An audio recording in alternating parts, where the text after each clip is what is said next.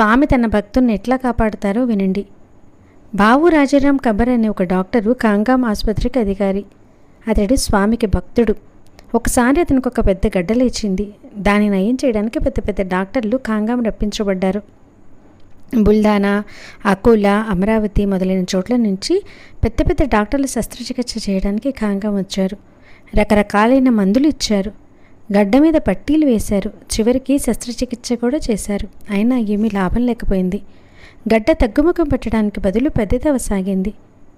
బావు పెద్దన్న ఇది చూసి చాలా బాధపడ్డాడు. బావు భరించరాని వేదనతో మంచం మీద మొలుగుతున్నాడు. చివరికి స్వామిని శరణనడం తప్ప మరొక ఉపాయం లేదని అనుకున్నాడు. సద్గురు శరణమే అంతిమ ఉపాయం అనుకున్నాడు.